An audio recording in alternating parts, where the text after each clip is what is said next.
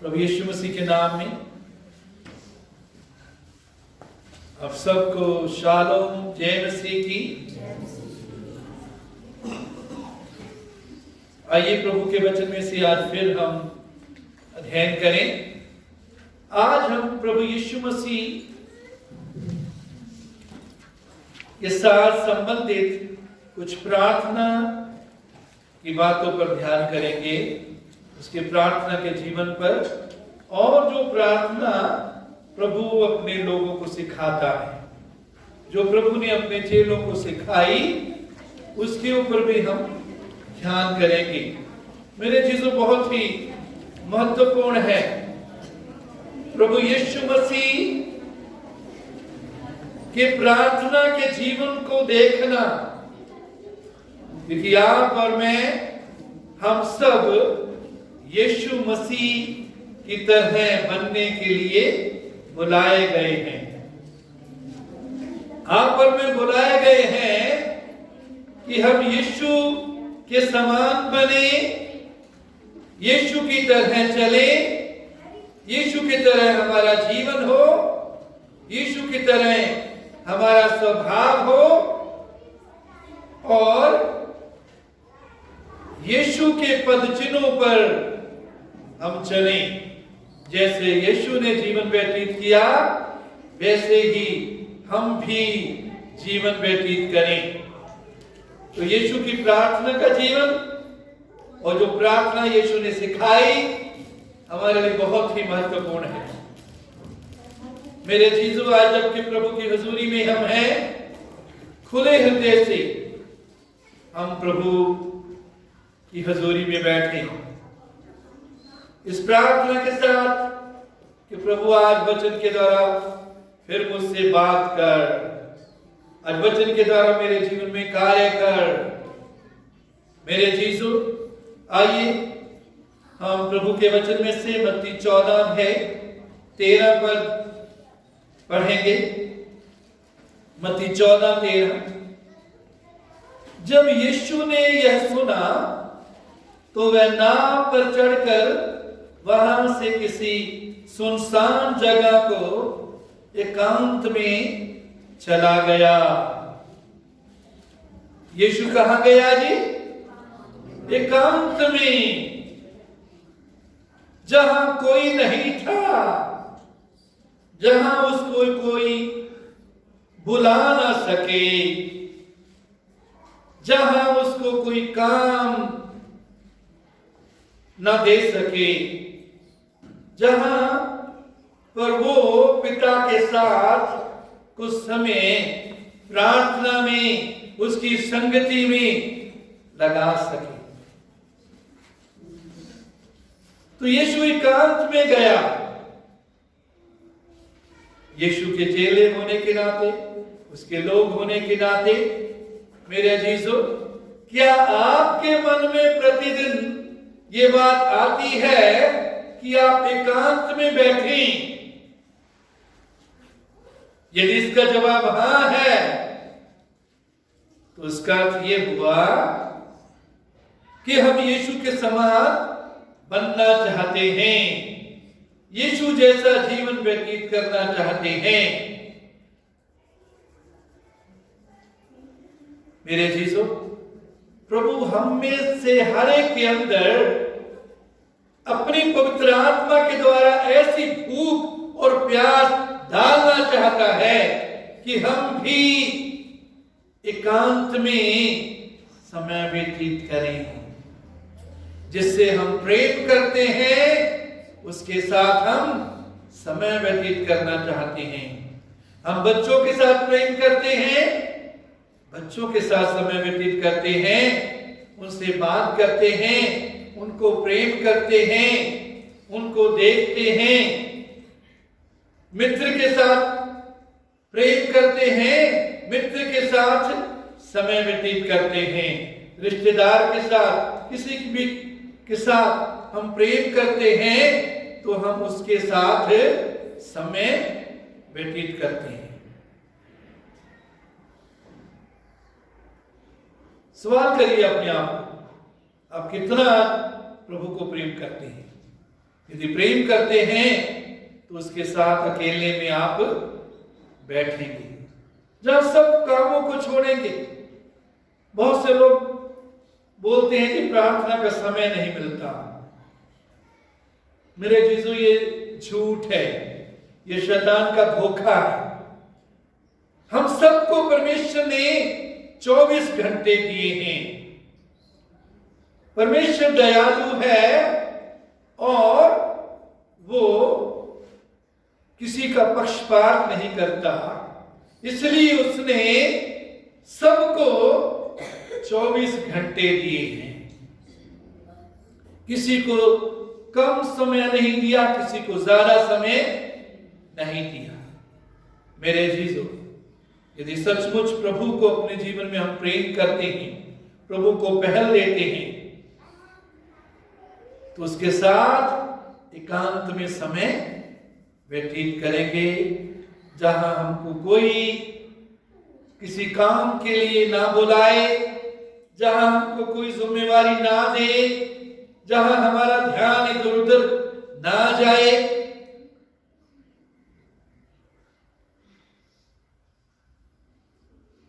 पिछले से पिछले हफ्ते पहले मुझे याद है, जब मैंने पूछा था कि कितनों ने प्रार्थना शुरू की है, तो जिन लोगों ने हाथ नहीं खड़ा किया, मुझे बहुत उनके लिए दुख हुआ, अफसोस हुआ कि परमेश्वर का वचन सुनने के बाद, कुछ दिन, एक हफ्ता पहले सुनने के बाद, उस पूरे हफ्ते हमने इस पर गौर नहीं किया। ये बताती है बात कि हमारा जीवन प्रभु के साथ कैसे चल रहा है, कितना स्थान हम प्रभु को अपने जीवन में देते हैं, कितना प्रेम उसको करते हैं, कितना आदर प्रभु को हम देते हैं। मेरे चीजों, उसके बाद मत्ती 14:23 में लिखा है, वो लोगों को विदा करके अलग पहाड़ पर चला गया और सांझ को वह वहां अकेला था। यहां भी हम देखते हैं मत्ती 14:23 में प्रभु यीशु अलग पहाड़ पर चला गया। पहाड़ में गया ताकि मैदान कि कोई चीज, कोई व्यक्ति उसका ध्यान अपनी ओर ना खींच सके। कोई इस समय जब वो पिता के साथ संगति करता है, सेवा के लिए भी उसके पास ना आए। मेरे जीजो, सेवा से भी बढ़कर सबसे ज्यादा जरूरी हमारे लिए प्रभु के साथ समय व्यतीत करना है। हम रह नहीं सकते प्रभु के साथ समय व्यतीत किए बिना, यदि हम उससे प्रेम करते हैं। इफिसियों की कलीसिया को प्रभु प्रकाशित वाक्य में कहता है, वहां उसकी बहुत तारीफ करता है, बहुत बातों में तू धीरे धरता है, परिश्रम करता है, बहुत सी बातों में प्रशंसा करता है, तारीफ करता है। इसका मतलब उन्होंने बहुत गुण थी। लेकिन प्रभु क्या कहता है, एक बात की मुझे तुझसे शिकायत है, एक बात मुझे तुझसे कहनी है, तेरे विरुद्ध कहनी है। वो क्या है कि तूने पहला सा प्रेम छोड़ दिया है। प्रेम तो करते हैं प्रभु से, लेकिन पहला सा प्रेम छोड़ दिया है। उस प्रेम को याद कीजिए, उन दिनों को याद कीजिए जब आप सब चीजों से बढ़कर प्रभु को समय देते थे, जब आप प्रभु के भूखे और प्यासे थे, जब उसका वचन पढ़े बिना आप रह देते नहीं थे, प्रार्थना किए बिना, उसकी स्तुति आराधना किए बिना, उसके साथ समय व्यतीत किए बिना आप रह नहीं सकते थे। आज प्रेम तो करते हैं, लेकिन पहले जैसा प्रेम हो सकता है कम हो गया है, छोड़ दिया है। मेरे जीजो, प्रभु हमारी सेवा से बढ़कर हमारे कामों से बढ़कर, हमारी मेहनत से बढ़कर जो हम उसके राज्य के लिए करते हैं, उन सब से बढ़कर वो हमें चाहता है। वो हमारे साथ बात करना चाहता है, हमसे अपना प्रेम प्रकट करना चाहता है, अपना प्रेम हम पर उंडेलना चाहता है। और ये तभी होगा जब हम उसके साथ समय व्यतीत करते हैं, उसकी आराधना के लिए, उसकी स्तुति के लिए, उसकी महिमा के लिए, उसकी बड़ाई के लिए हम समय निकालते हैं। तो पहले पढ़ा यीशु एकांत में गया, दूसरी बात यीशु पहाड़ पर अकेले गया। लूका 6 है 12 पर, उन दिनों में वो पहाड़ पर प्रार्थना करने गया और परमेश्वर से प्रार्थना करने में सारी रात बिताई। कितना समय बताया जी प्रार्थना में प्रभु यीशु ने? सारी रात बिताई, क्योंकि बहुत ही महत्वपूर्ण कार्य है प्रभु यीशु करने जा रहे थे इस समय। वो कार्य क्या था? चेलों को चुनना। 12 चेलों का चुनाव प्रभु यीशु मसीह दूसरे दिन करने जा रहे थे। तो इसलिए रात भर प्रभु प्रार्थना में पिता के साथ समय व्यतीत करते हैं। क्यों? पिता की सुनने के लिए कि पिता किस किस को चाहता है, किन को चुनना चाहता है, उसके चेले बनने के लिए।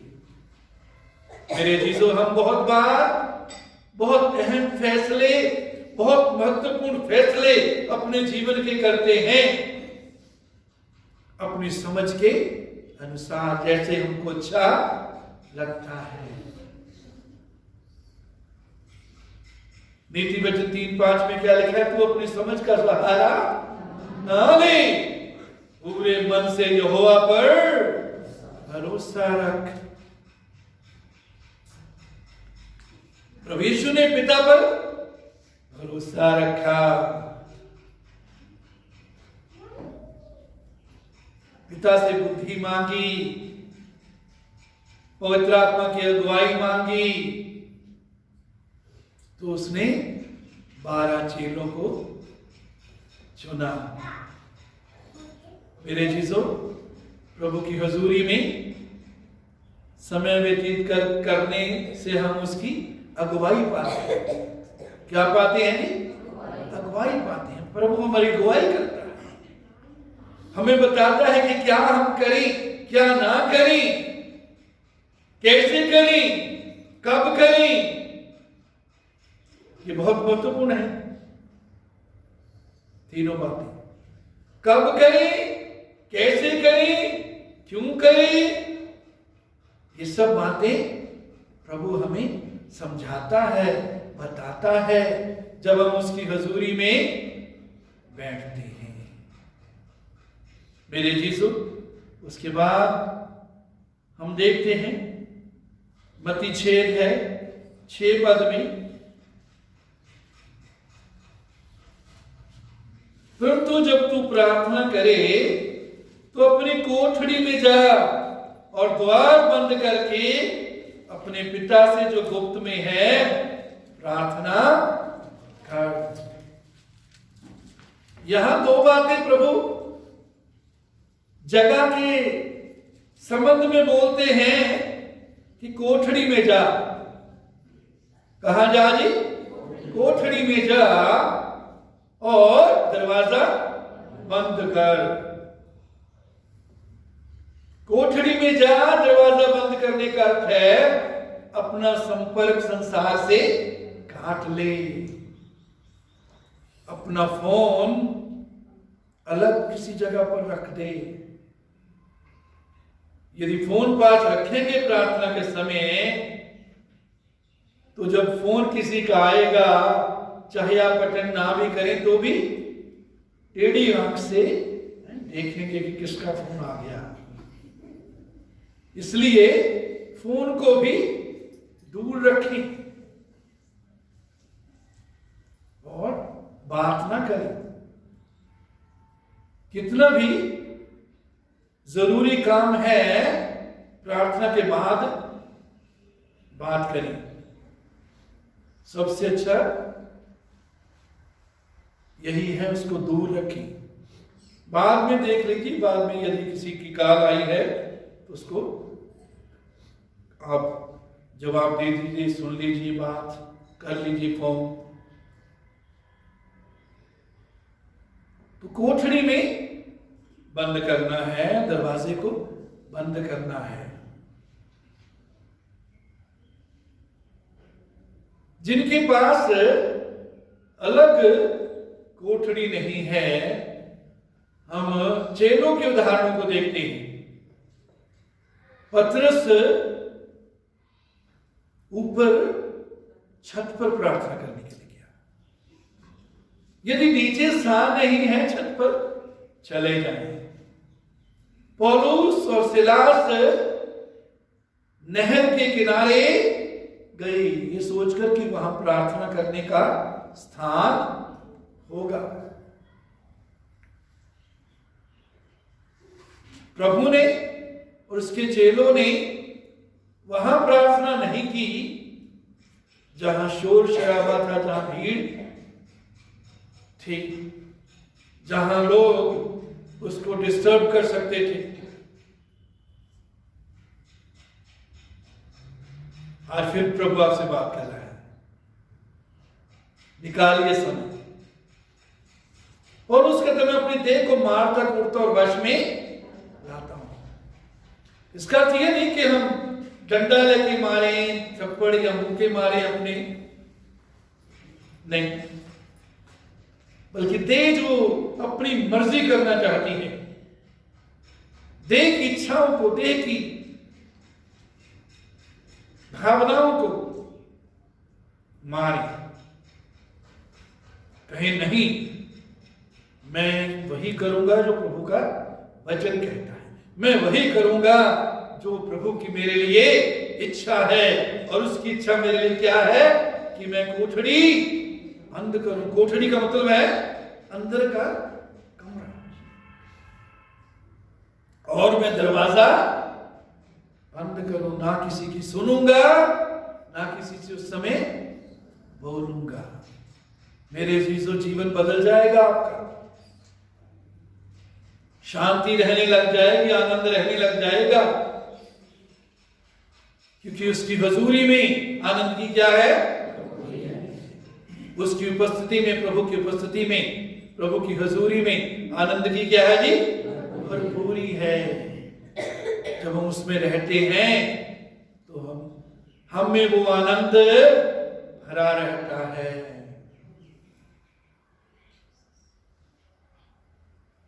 भजन में लिखा, मेरा कटोरा उमड़ रहा है।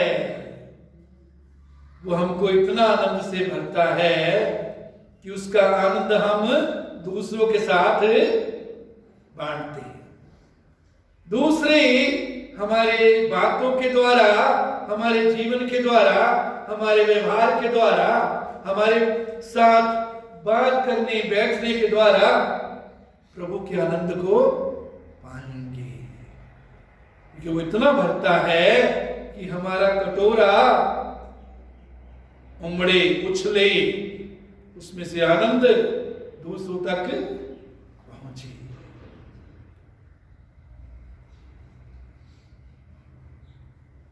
मेरे चीजों, प्रभु हमें से हर एक को चाहता है कि हम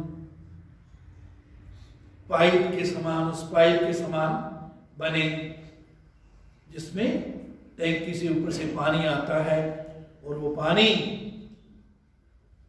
दूसरे लोग इस्तेमाल करते हैं।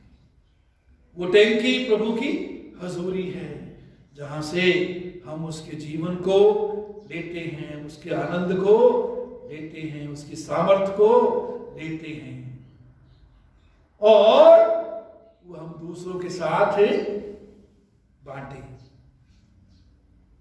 जब भर जाते हैं, भरे हुए रहते हैं, तो वो जरूर उछलेगा, जरूर दूसरों के साथ हम बांटेंगे। बदलना चाहता है प्रभु आज हमारे जीवन को। वो चाहता है आज से हम अपने जीवन का निर्णय कर लें कि प्रभु मैं तेरे साथ प्रतिदिन समय व्यतीत करूंगा, मैं तेरा भूखा प्यासा होऊंगा। प्रभु यीशु ने कहा धन्य है वो जो धर्म के भूखे और प्यासे हैं, वो तृप्त किए जाएंगे। भूखे और प्यासे प्रभु से प्रार्थना करें, प्रभु मेरे अंदर तू आज पवित्र आत्मा के द्वारा अपनी हजूरी के लिए, अपने लिए, स्तुति आराधना के लिए, प्रार्थना के लिए, वचन के लिए ताजा भूख प्यास पैदा कर दे। उन चीजों को निकाल दे प्रभु जिन्होंने इस भूख प्यास को मेरे जीवन में कम किया हुआ है या इस भूख प्यास को खत्म किया है। प्रभु मेरे जीवन को जांच, प्रभु मेरे जीवन की काट छांट कर उन चीजों को काट दे प्रभु जो फल लाने में, बढ़ने में मुझे रोकती है। मेरी काट छांट कर प्रभु उन संबंधों को मेरे अंदर से, मेरे जीवन से दूर कर दे जो संबंध तेरे साथ चलने में रुकावट बनते हैं। हो सकता है आपके कुछ ऐसे मित्र हैं, आपके कुछ ऐसे रिश्तेदार या दोस्त या पड़ोसी, वही इसका कारण हो।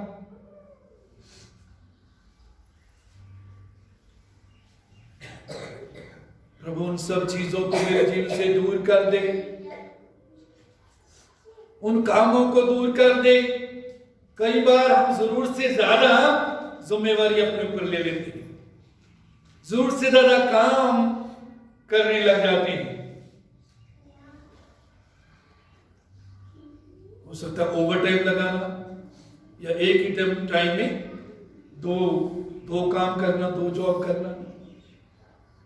उससे भी क्या होता है, प्रभु की भूख प्यास को हम खो देते हैं। मेरी चीजों याद रखो, हम संसार से अलग किए हुए हैं। संसार की तरह कई बार हम सोचने लग जाते हैं। संसार में उदाहरण देखते हैं कि लोग जैसे कोई 2-2 3-3 काम कर रहा है और उससे वो काफी आर्थिक रूप से तरक्की करते हैं। हम सोचते हैं हम भी करेंगे, हम सोचते हैं हमारी भी आमदन बढ़े। मेरे जीसस वचन में ये भी लिखा है कि जो कुछ तुम्हारे पास है उससे क्या करो, संतोष करो।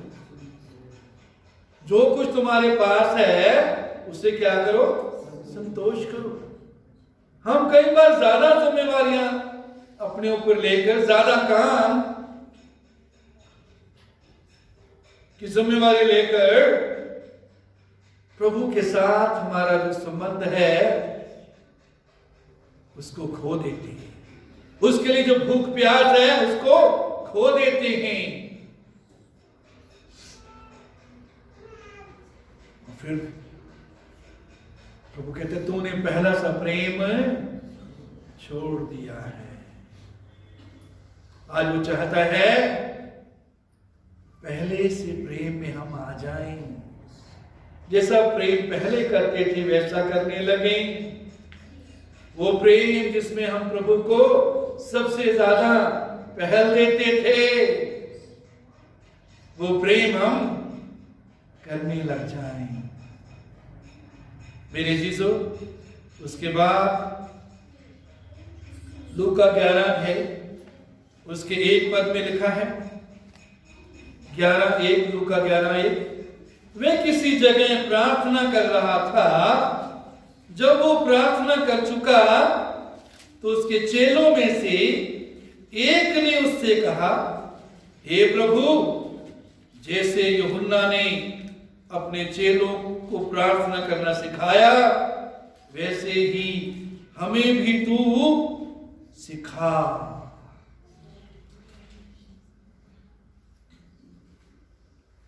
बड़ी ध्यान देने वाली बात यहां है कि इस चेले ने जिसने यीशु से कहा कि प्रार्थना करना सिखा,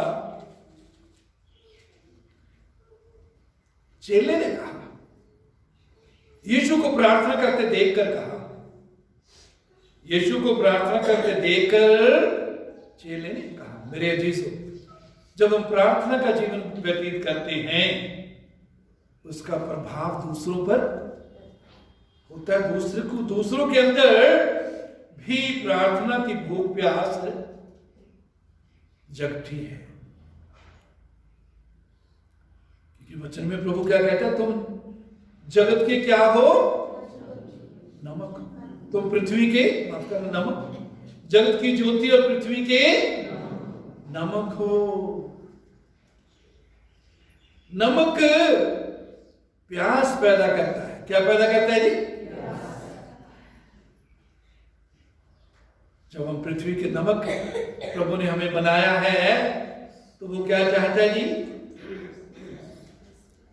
हमारे जीवन दूसरों में प्रभु की प्यास डालने वाले हों, प्रभु के वचन की प्यास डालने वाले हों, उसकी आराधना की, स्तुति आराधना की, प्रार्थना की प्यास डालने वाले हों। तो ऐसा ही इस चेले में हुआ। दूसरे सुसमाचार में लिखा, चेलों ने पूछा, हमें प्रार्थना करना सिखा। मेरे जीजो,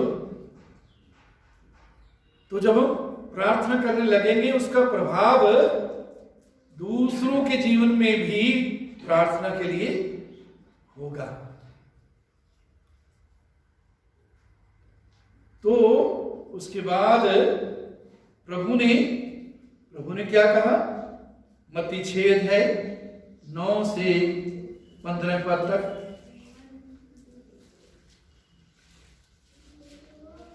मत्ती 6:9 से 15। यहां प्रभु यीशु अपने चेलों को प्रार्थना करने के बारे में सिखाते हैं। कहते हैं कि जब तुम प्रार्थना करो तो इस प्रकार प्रार्थना करो। कहने का अर्थ क्या है प्रभु का? कि तुम्हारी प्रार्थना का आधार यह होना चाहिए। मेरे चीजों, यदि हम इस प्रार्थना को सिर्फ रट्टा लगाते हैं, रिपीट करते हैं और इसके अर्थ को नहीं समझते, तो वो रट्टा लगाना हमारे लिए कोई काम का नहीं है। प्रभु चाहता है कि इस प्रार्थना के अर्थ को हम समझें। कई लोग जीवन भर ये प्रार्थना बोलते हैं,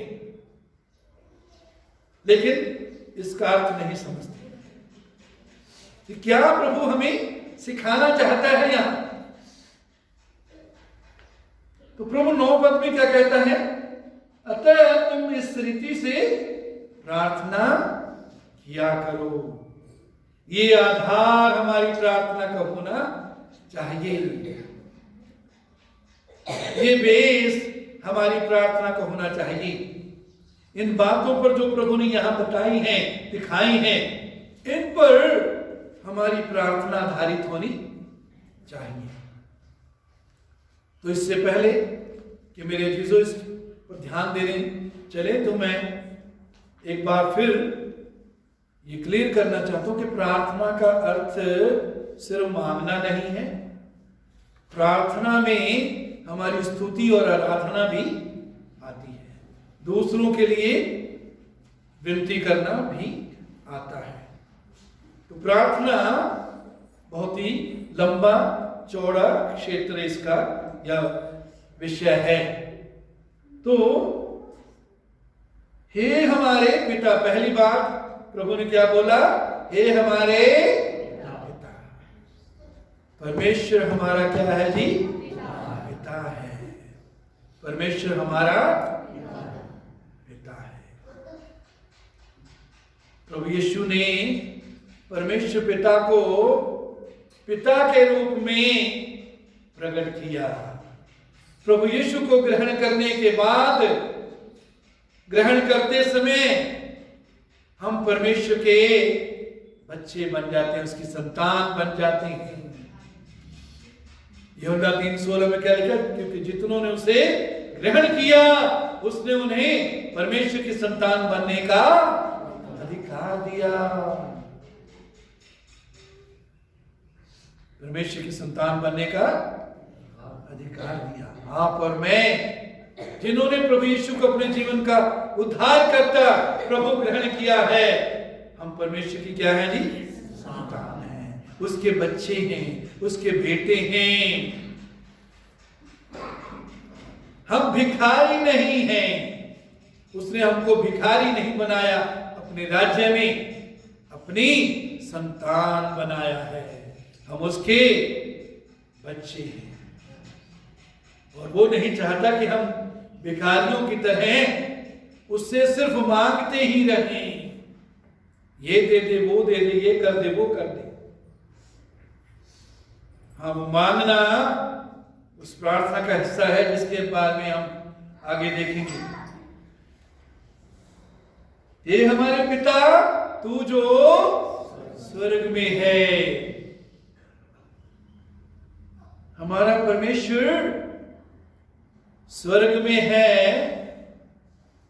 लेकिन अपने पवित्र आत्मा के द्वारा वो हमारे अंदर रहता है, वो हमारे इर्द गिर्द है, वो हमारे साथ है। क्या तुम नहीं जानते कि तुम्हारी देह पवित्र आत्मा का तुम परमेश्वर का मंदिर हो? हम परमेश्वर का मंदिर हैं। वो परमेश्वर जो स्वर्ग में रहता है, वो पवित्र आत्मा के द्वारा हम में वास करता है। स्वर्ग में उसका सिंहासन है, जहां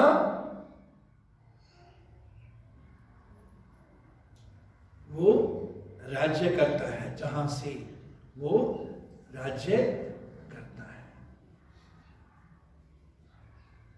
और आगे है, तेरा नाम पवित्र माना जाए। तो हमारी प्रार्थना क्या होनी चाहिए जी? तेरा नाम पवित्र माना जाए। कैसे माना जाएगा प्रभु का नाम पवित्र?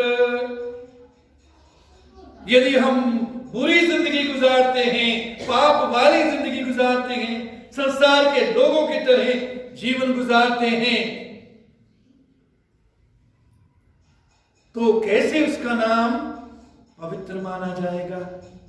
नहीं मेरे जीसु, नहीं। परमेश्वर के वचन में हम आमोस 2 अध्याय उसके 7 पद में लिखा है, आमोस 2:7, वे कंगालों के सिर पर भी धूल का भी लालच करते हैं। यहां बुराई के बारे में बताया गया है। इतनी बुराई उस समय के बारे में लिखा है कि बढ़ गई कि वो कंगालों की धूल का भी लालच करते हैं। इसका मतलब है लालच बहुत बढ़ गया, ये लोग बहुत लालची हो गए हैं।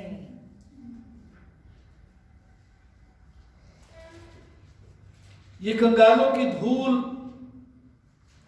का भी लालच, ये इडियम है, कहावत है।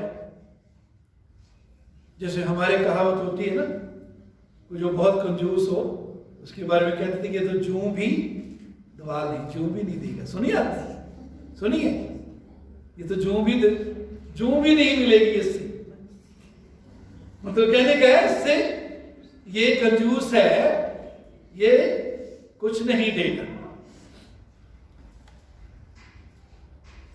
उसके आगे और नंबर लोगों को मार्ग से हटा देते हैं।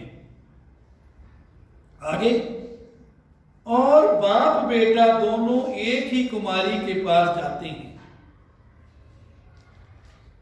इतना व्यभिचार बढ़ गया है, लालच बढ़ गया है।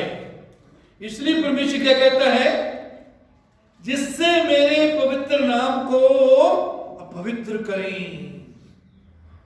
जब प्रभु के लोग पाप में जीवन गुजारते हैं, वचन के उलट जीवन गुजारते हैं, प्रभु की इच्छा में बने न रहकर जीवन गुजारते हैं, तो उनके जीवन के द्वारा परमेश्वर का नाम पवित्र नहीं, अपवित्र होता है। इसकी दूसरी साइड उलट हम देखें तो कैसे इसका नाम पवित्र माना जाएगा, जब हम उसकी इच्छा के अनुसार जीवन व्यतीत करते हैं। जब लोग हम में वचन को देखते हैं, प्रभु के स्वभाव को देखते हैं, प्रभु का प्रेम देखते हैं, प्रभु की दया देखते हैं, क्षमा देखते हैं, दीनता देखते हैं, नम्रता देखते हैं, आत्मा के फल से लदे हुए देखते हैं, तो परमेश्वर का नाम क्या माना जाएगा जी, पवित्र। मेरे चीजों यहां पर मुझ पर निर्भर करता है कि परमेश्वर का नाम पवित्र माना जाता है या नहीं। आपके और मेरे ऊपर निर्भर है कि हम कैसा जीवन व्यतीत कर रहे हैं। बहुत बड़ी जिम्मेवारी आप और मुझ पर है। आपको और प्रभु ने आपको और मुझे अपने संतान बनाया है, अपने बच्चे बनाया है, हम उसके घराने के बन गए हैं, तो हम पर बहुत बड़ी जिम्मेवारी है। वो जिम्मेवारी क्या है कि हमारे जीवन के द्वारा उसका नाम पवित्र माना जाए। कब होगा, जब लोग हम में प्रभु को देखेंगे, हमारे व्यवहार से प्रभु को देखेंगे, जब हमारा जीवन संसार के लोगों से भिन्न होगा, फर्क होगा।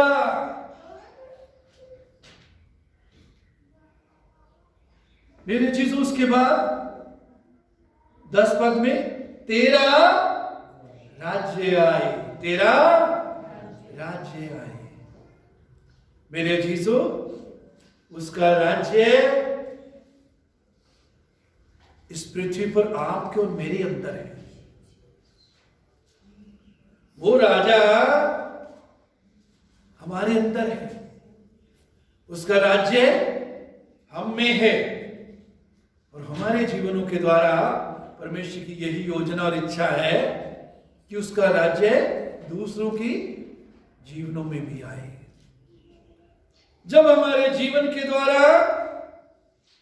लोग हमारे राजा को ग्रहण करते हैं, हमारे जीवन में राजा को देखते हैं, और वो राजा दूसरों के जीवन में हमारे जीवन और सेवकाई के द्वारा, गवाही के द्वारा, हमारे व्यवहार के द्वारा, हमारी प्रार्थना के द्वारा आता है, तो उनमें उसका राज्य आ जाता है। परमेश्वर का राज्य लेकर खाना पीना नहीं, धर्म, मेल और वो आनंद है जो पवित्र आत्मा से होता है। धार्मिकता है परमेश्वर के राज्य में, मेल है, आनंद है परमेश्वर के राज्य में। तो परमेश्वर का राज्य हम में आ गया है जब हमने प्रभु यीशु को अपने जीवन का उद्धारकर्ता बनाया। अब उसकी इच्छा है हमारे जीवनों के द्वारा ये दूसरों में आए। कितनी बड़ी जिम्मेवारी आप पर, मुझ पर है। हमारे पड़ोसियों के प्रति हमारी जिम्मेवारी है हम पर, हमारे रिश्तेदारों के प्रति जो काम हमारे साथ करते हैं, जो हमारे पास आते हैं, जिनके पास हम जाते हैं, उन सब के प्रति हमारी बहुत बड़ी जिम्मेवारी है। मेरे चीज उसके बाद तेरी इच्छा जैसे स्वर्ग में पूरी होती है वैसे पृथ्वी पर भी हो। स्वर्ग में पाप नहीं है, बुराई नहीं है।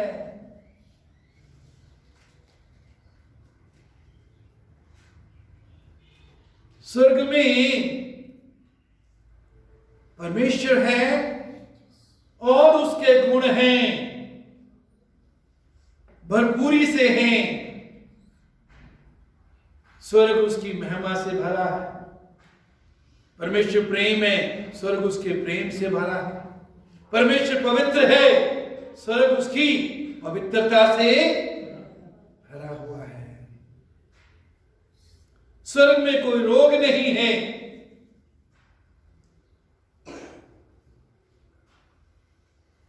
स्वर्ग में कोई भ्रष्टाचार नहीं है, दुष्टता नहीं है, बुराई नहीं है। तेरी इच्छा जैसे स्वर्ग में होती है पृथ्वी पर भी हो। तो वो हमारे जीवन में उसकी इच्छा पूरी हो, फिर हमारे जीवनों के द्वारा दूसरों के जीवन में उसकी इच्छा पूरी हो। मेरे जीसू, उसके बाद 11 पद में हमारी दिन भर की रोटी आज हमें दे। हमारी दिन भर की रोटी आज हमें दे। सिर्फ 11 पद में है जहां व्यक्तिगत जरूरतों के लिए, अपनी पर्सनल जरूरतों के लिए प्रार्थना की गई है। वो प्रार्थना क्या है? हमारी दिन भर की रोटी आज हमें दे। इस रोटी में हमारे दिन भर की सारी जरूरतें आ जाती हैं। इस रोटी में जिन जिन चीजों की हमें जरूरत है वो सब चीजें जरूरी आ जाती हैं। रोटी जरूरी है तो जो चीजें भी जरूरी हैं हमारे लिए, वो हमारे लिए रोटी है। परमेश्वर चाहता है कि उसके बच्चे अपनी विनती उसके सामने लाएं। पहला यूहन्ना में क्या लिखा है? यदि हम उसकी इच्छा के अनुसार कुछ मांगते हैं तो वो हमें देता है। तो उसकी इच्छा है कि हम अपनी विनतियां भी उसके सामने लाएं, लेकिन सिर्फ विनतियां ही लाते ना रहें, सिर्फ अपनी जरूरतें ही पूरी उसके सामने ना लाते रहें। जरूरतें लाने के बाद फिर काम में व्यस्त हो जाए। नहीं मेरे चीज, वो चाहता है उसके साथ हम समय व्यतीत करें ताकि उसके साथ प्रेम का संबंध बना सके। पौलुस कहता है जो प्रभु की संगति करता है उसके साथ एक आत्मा हो जाता है। जब हम प्रभु के साथ संगति करते हैं, प्रभु के साथ समय व्यतीत करते हैं, उसकी स्तुति करते हैं, उसकी आराधना करते हैं, उसके साथ हम एक आत्मा हो जाते हैं। उसके साथ एक आत्मा हो जाते हैं। जब एक आत्मा हो जाते हैं तो वो हम में और हम उसमें होते हैं। तो वो हमें दिखने लग जाता है, उसका स्वभाव हमें दिखने लग जाता है, उसका प्रेम हमें दिखने लग जाता है, उसकी पवित्रता हमें दिखने लग जाती है।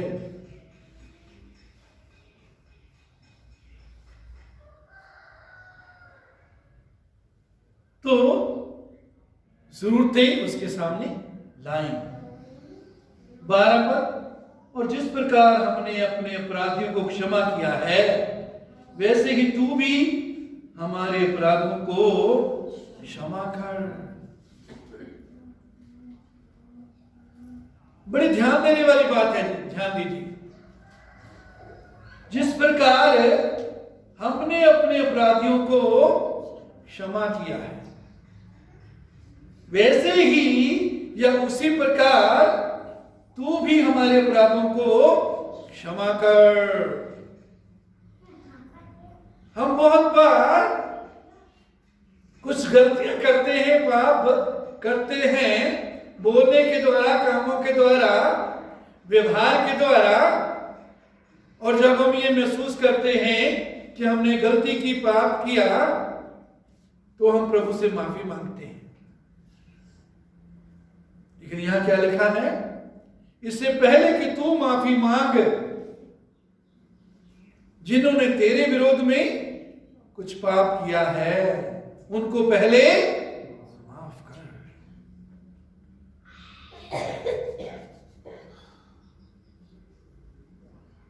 मेरे चीजों, ये समय प्रभु ने हमें दिया है कि हम उन सबको माफ कर दें जिन्होंने आपके विरोध में कुछ किया है, आपका नुकसान किया है, आपकी निंदा की है, आपसे कुछ छीना है, आपके अधिकारों को छीना है, जिन्होंने आपको नीचे गिराया है, उनके लिए कड़वाहट ना रखें। ये समय है, ये समय है कड़वाहट निकालने का, ये समय है उनको माफ करने का। क्योंकि वचन में लिखा है, यदि हम दूसरों के अपराध क्षमा ना करें तो परमेश्वर हमारे अपराध भी क्षमा नहीं करेगा। 15 पद में, आखिरी पद में लिखा है, मत्ती 6:15 में, यदि तुम मनुष्यों के अपराध क्षमा ना करोगे तो तुम्हारा पिता भी तुम्हारे अपराध क्षमा ना करेगा। यदि हम दूसरों को माफ नहीं करेंगे तो परमेश्वर हमें भी माफ नहीं करेगा।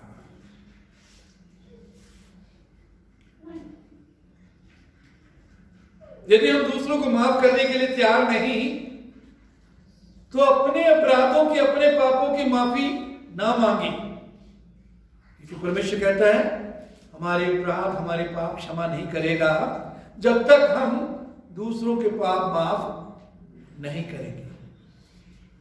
कई बार हम कहते मेरा दिल नहीं करता माफ करने, मुझे महसूस नहीं होता। हो सकता है आप सही हो कि आपका दिल नहीं कर रहा, आपको महसूस नहीं होता। मेरे चीजों, ये माफ करना भावनाओं के अनुसार हम माफ नहीं कर सकते। हमें इरादा करना है। प्रभु तेरा वचन कहता है इसलिए मैं माफ करता हूं, चाहे मेरा दिल कर रहा है या नहीं, मैं उन्हें इसी समय माफ करता हूं। मेरे चीजों, जब तक आप दूसरों को माफ नहीं करते आप अपने आप को कैद में रखते हैं। किसमें रखते हैं जी? कड़वाहट की कैद में रखते हैं, क्रोध की कैद में रखते हैं, बदले की भावना की कैद में रखते हैं। जब तक दूसरों को माफ नहीं करेंगे बदले की भावना हमारे अंदर रहेगी। और परमेश्वर के वचन, परमेश्वर क्या कहता है?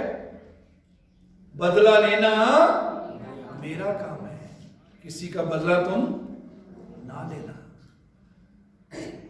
हम कई बार अपने आप को परमेश्वर से बड़ा बनाने की कोशिश करते हैं, हम बदला लेने की कोशिश करते हैं। वचन कहता है तुम बदला ना लेना, बदला लेना मेरा काम है। हम तो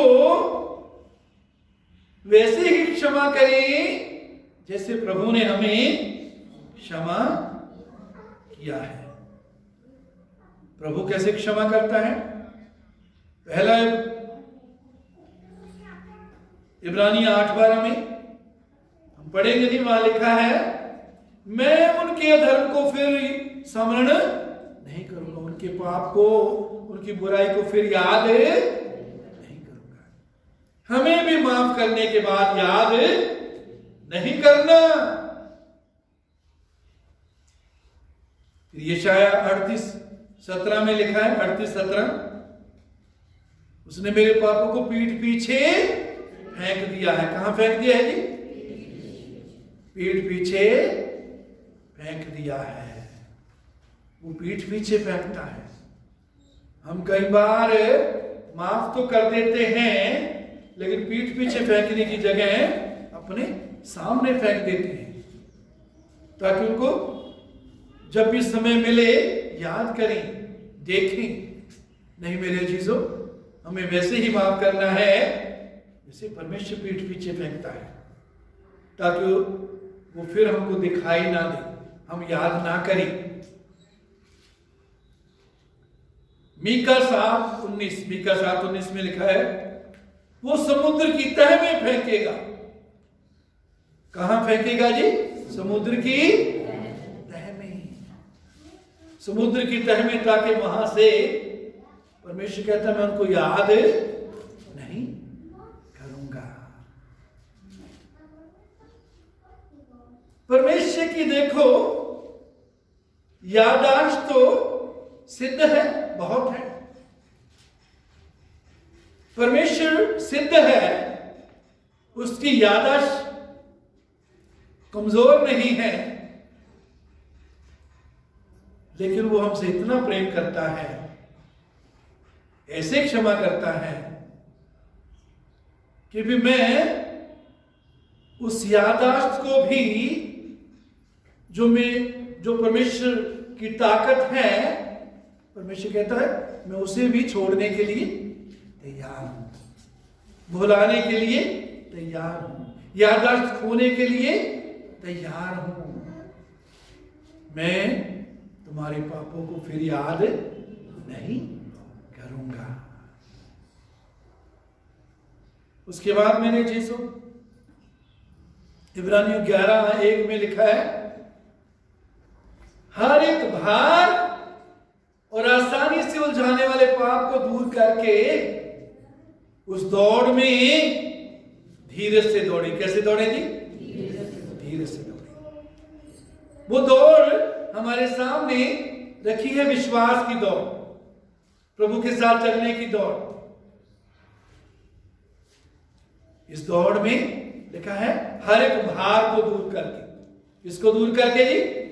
भार को और आसानी से उलझाने वाले पाप को दूर करके।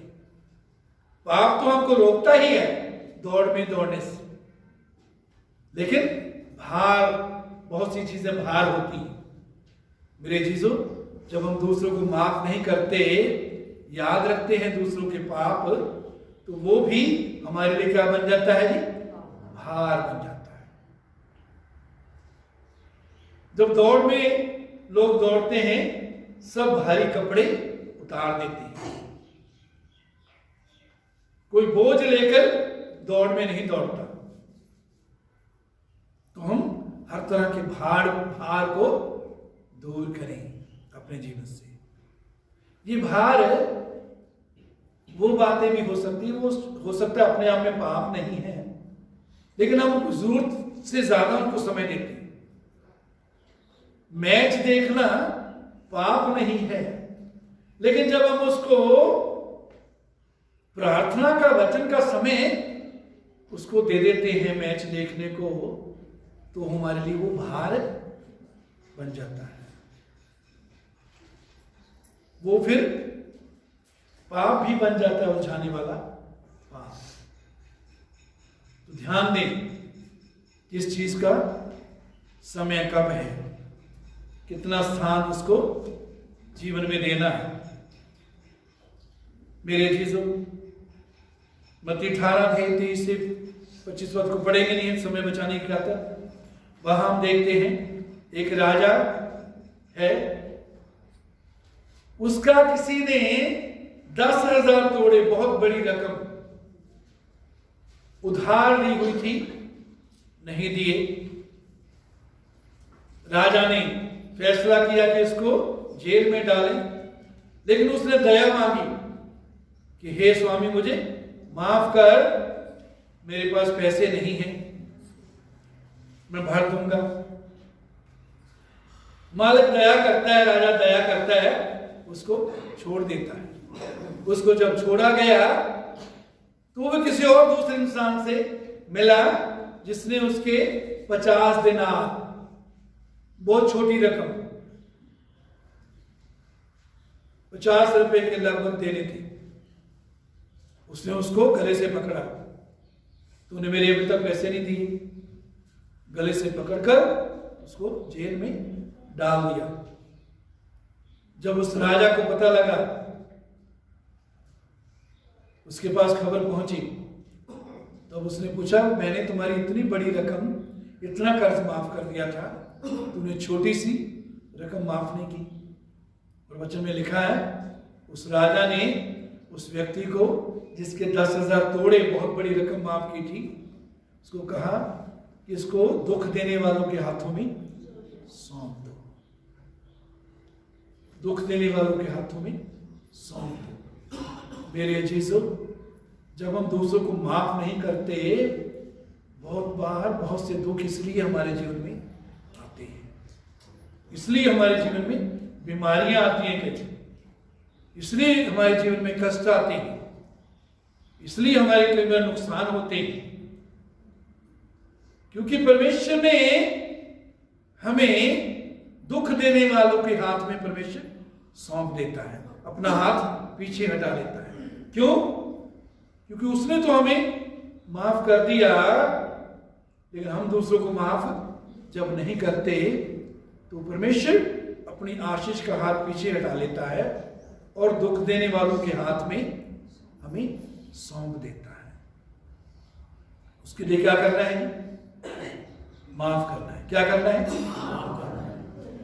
यदि इस समय कोई यहां बैठा है, आपको माफ करने की जरूरत है, अभी इस समय माफ कर दीजिए। घर का इंतजार ना करेंगे, घर जाके माफ करेंगे, फिर माफ करेंगे, अभी इसी समय माफ कर दीजिए।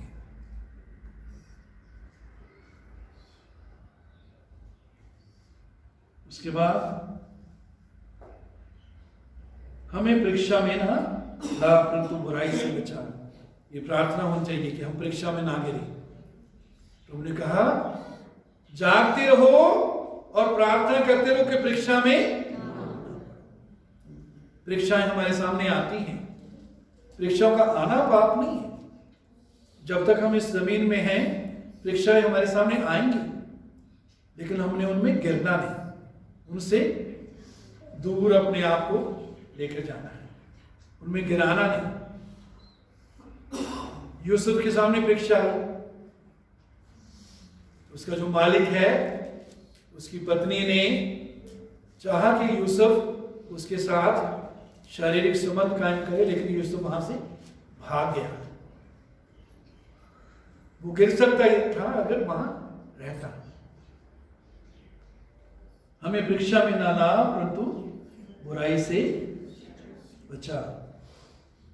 बुराई से बचने के लिए प्रार्थना करना, प्रभु मैं किसी प्रकार की देखने के द्वारा भी मैं बुराई ना करूं, बोलने के द्वारा, हाथों के द्वारा, पांव के द्वारा, अपने व्यवहार के द्वारा, दृष्टिकोण के द्वारा मैं बुराई ना करूं। हर तरह की बुराई से मुझे बचा प्रभु। कई बार हम गलत दृष्टिकोण से अच्छी बातें बोलते हैं, दृष्टिकोण भी हमारा सही होना चाहिए। दूसरों को टोंट करने के लिए, दूसरों ताने मारने के लिए हम अच्छी बात बोलते हैं, अच्छी बात के साथ अच्छा दृष्टिकोण, अच्छा नजरिया भी हमारा होना जरूरी है।